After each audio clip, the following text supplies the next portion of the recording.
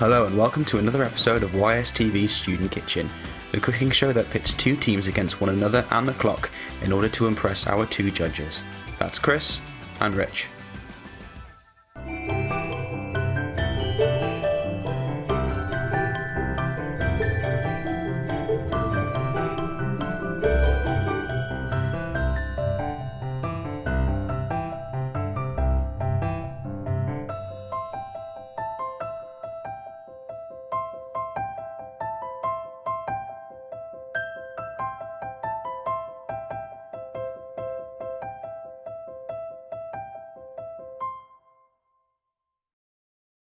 The first team to take up the challenge are a pair of green-minded environmental students from here at the university. Let's say hello. Hi, my name is Tamsin French and I'm doing environmental geography. And I'm Rachel Reckle and I'm also doing environmental geography. Tamsin and Rachel will be cooking that student favourite, fajitas. Let's say hello to the second team who have stepped up to take the £10 challenge. I'm George Webb and I'm a third year chemist. I'm Lizette like the Gap and I do history and I'm a third year. They'll be using squash and couscous to create their dish.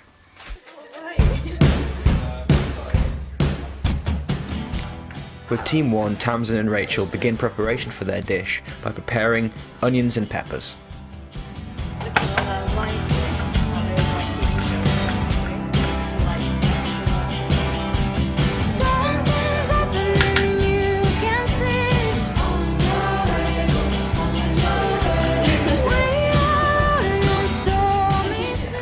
Rachel fries the onions in a little oil until they are brown.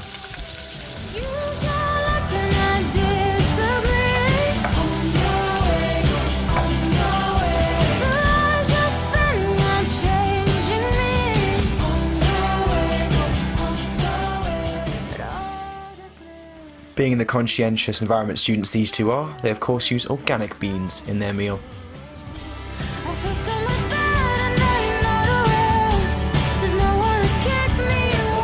Together. Hopefully that's going to be a little bit more reduced. Okay. I feel like I might have to maybe drain some off. I probably should have put oil. While the mixture reduces, the last of the vegetables are placed in the pan to fry.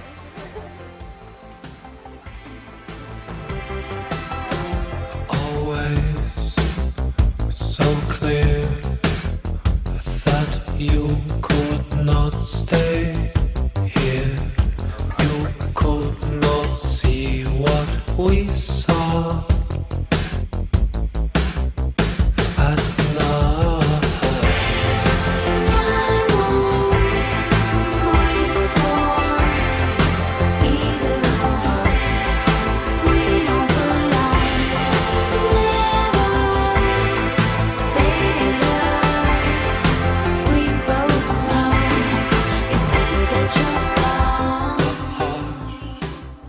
York has a really varied food scene, so we ask each of our teams to pick one restaurant they think is the best place to eat out in York.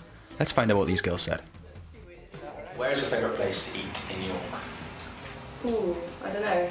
Lucy's is nice. I was going to say, yeah. Yeah. It'd have to be the Sears probably. Yeah, it's really nice. Or you've got Yo Sushi now, which obviously is great. But we haven't been there, so it might really be our favourite place. All the Yo Sushis. What's Lucia's? Italian. Oh, I was going to say Spanish. Don't know. Is it Italian? Yeah. Okay. Italian it is. Well, why is it so good? You can sit outside in whatever the weather, have little blankets on you, keeps you warm, and it's just a nice little restaurant really. With the vegetables fried to perfection and the girls' homemade sauce ready to go, the fajitas are ready to be made. Yeah.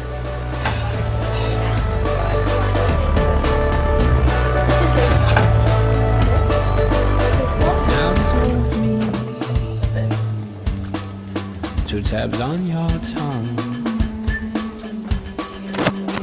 I heard the shepherds, I heard the sheep sleep, now I'm the only one.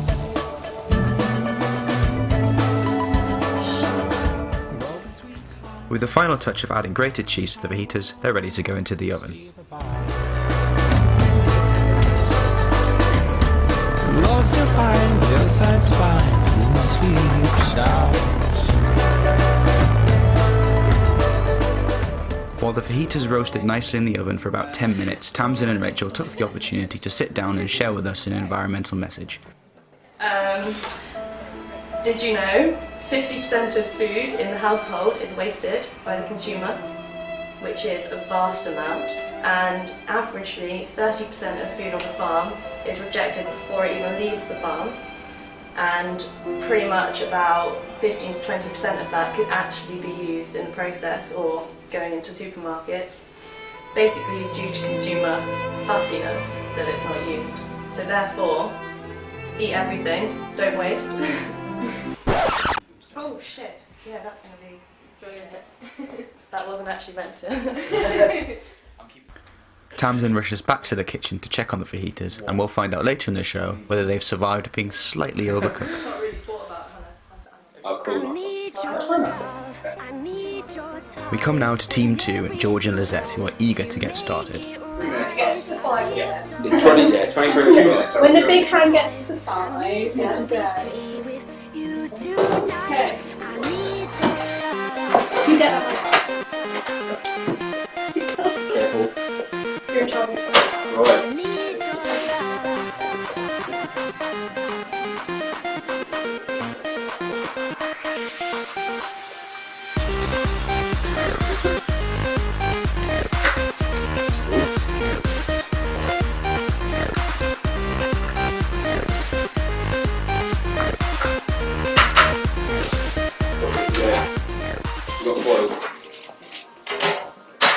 I am going to be putting baking parchment on this so that it doesn't stick. Should get loads of oil and then it'll be horrible to clean. Now I'm going to go and get the oil. I'll squash your butt now. Yeah. I've got sticky fingers, guys. Sorry. So I'm just gonna help it. Hey, at least I haven't got like food in my mouth or like doing my jello. The bit you thought would be easy. Right, okay. Squash is then placed in the oven and cooked on both sides for 15 minutes each. Brexit. I would like to point out for all our viewers that we have best beef mince. This means it's from England, so it's not horse. Even better.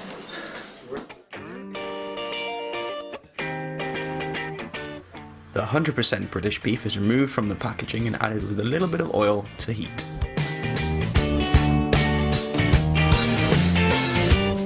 Right, while you're mincing around, I'm going to cut the fat. Oh. Need to brown the mince. Wow. The rinse needs to be mound. Sorry. I wanted 2 packs of cheese in the stitch, but that's a bit excessive because we'd have equal amounts of cheese to beef, and the beef to cheese ratio would just be off. Cheese is my type of meat. Puree Puree and better. and water. And good. Water. And Which order? all together. Okay. The way to open puree is quite difficult. You get a packet or the tube. Should I call it a tube? I think you should call it a tube. It's a tube. You get the tube. Now, careful you don't squeeze it to try and get the puree out, otherwise it'll go all over your face. On the lid, it's a little tiny pin. And you have to go. Now, for a woman this is hard, so you may need to get someone to help you. Then you pour the puree out, like so. Quite hard actually. I was mocking women, but it's actually quite difficult. We're going to call this a heaped tablespoon, but it's probably more like 2. I'm going to turn the heat down nice and low so that it doesn't burn. There's a career in TV for you yet, Lizette. Well, my favourite restaurant in York, it's a chain restaurant, quite famous. I'm a little bit ashamed to say, but McDonald's is my favourite restaurant. Just the Big Mac, right?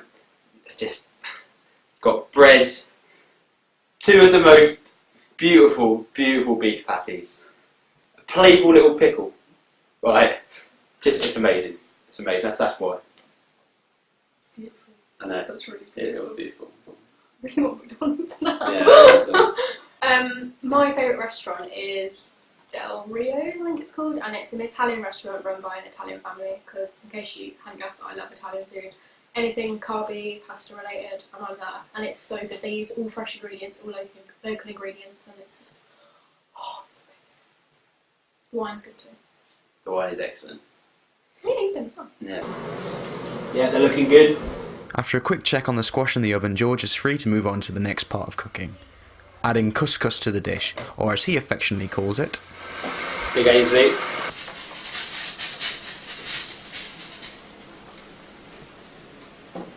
It says we need to continue cooking for another 10 minutes.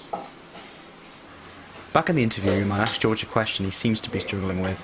Just what would he eat if he could only have one thing for the rest of his life?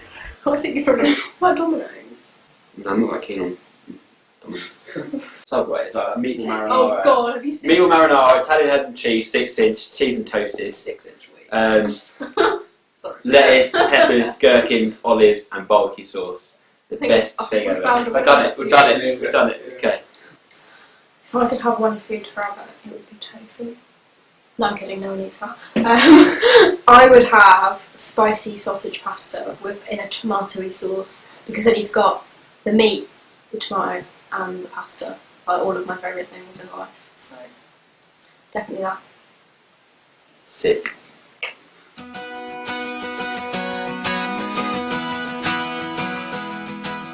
After 30 minutes in the oven, the butternut squash is nice and cooked, and the inside flesh is ready to be removed.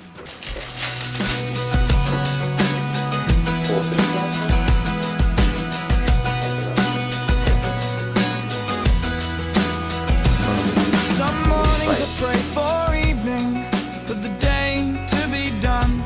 And some summer days I hide away and wait for rain to come. 'Cause it turns out hell will not be found within the The feta cheese sliced earlier on can then be added with the couscous and mint, and the whole mixture placed inside the scooped out body of the butternut squash. But then I remember you and the way you shine like truth. Generous sprinkle. A final few finishing touches from Lizette, and then the squash is ready to go under the grill. Stop getting up in my grill, is there? Better not be having a problem with me. Back with Rachel and Tamsin, and their fajitas are just ready to come out of the oven. As you can see, no lasting damage from Tamsin's little mistake earlier. They've saved themselves from losing a few precious points from our judges.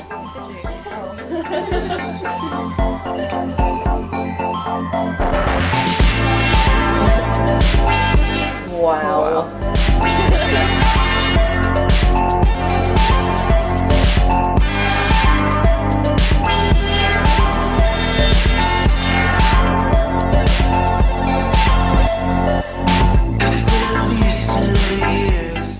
Tamsin and Rachel kindly allow our judges a few moments alone to enjoy their meal.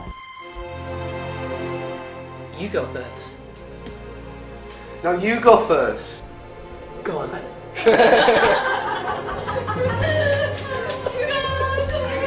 Checkmate 3.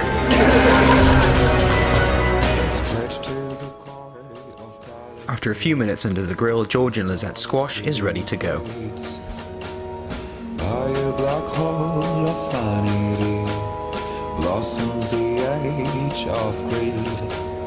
Beyond the lows of density, towers of glass and steel, temples and fragments of memories drifting away from me.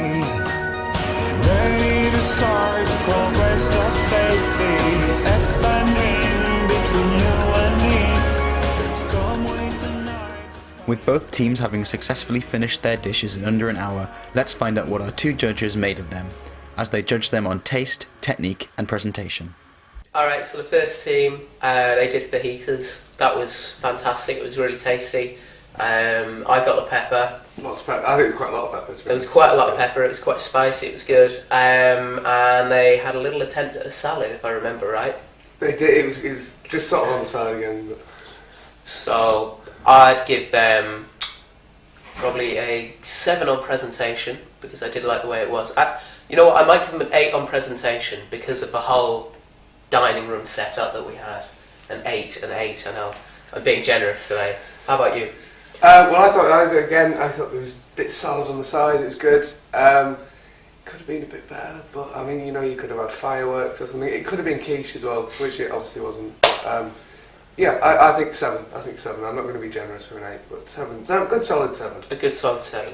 It was tasty. What more can I say? It was fajitas. You can't go wrong with fajita taste, and especially if you're making it yourself. They didn't use a little packet, so really good there.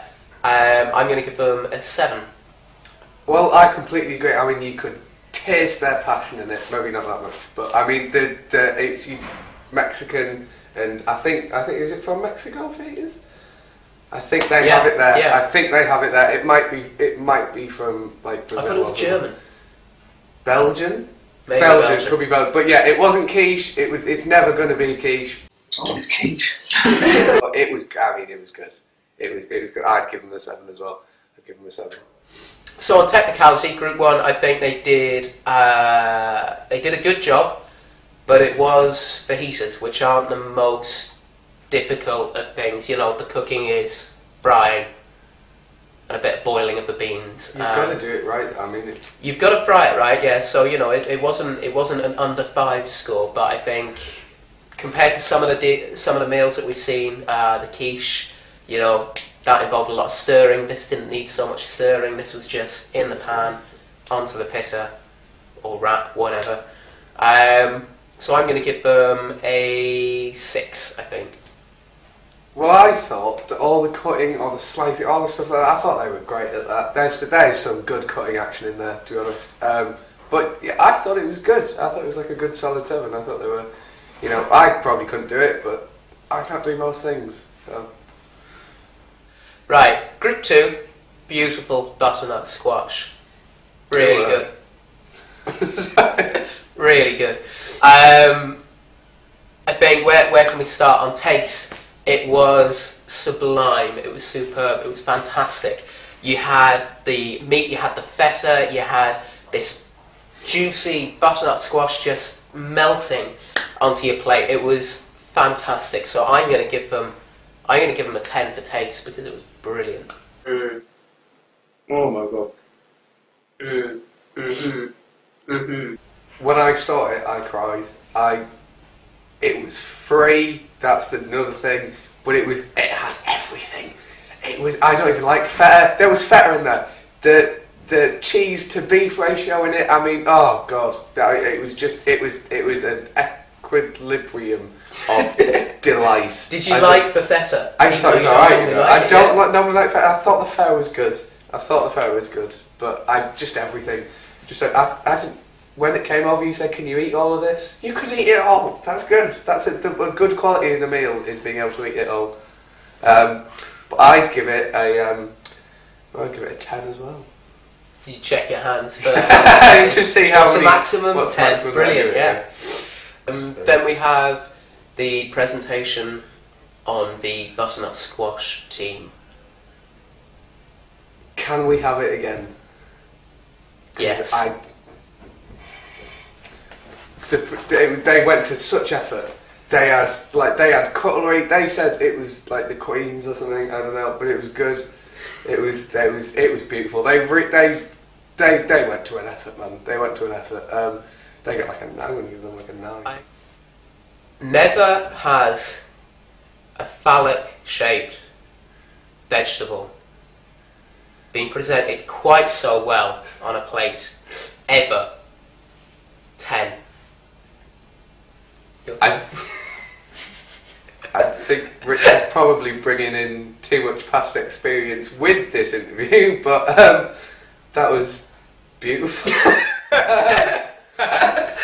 Well, I only know about quiches, but whatever it was that I ate that day, that's not taken. What did that mean? I don't know. I don't understand. I only know about quiches, but whatever I tasted that day. What a challenge they set for themselves with this one, but they smashed it. They had grilling, roasting, boiling, mashing, they had everything. And it paid off, it was fantastic. I'm going to give them a 9. They had everything going on. They were doing stuff over there, and there was something happening over there. I'm not sure it was to do with the food, but there was something happening, and then they just did everything, and it was a joy to watch. It was like a dance. It was like watching Torval and Dean cook. I'm going to stop there. I give them a 9. Slippery little bugger. With the judges' scores in, I can announce that the winner on this edition of Student Kitchen is George and Lizette with their wonderful butternut squash. Thank you very much for tuning in. See you next time. Oh, it's good. I've had it before. It's amazing. You always want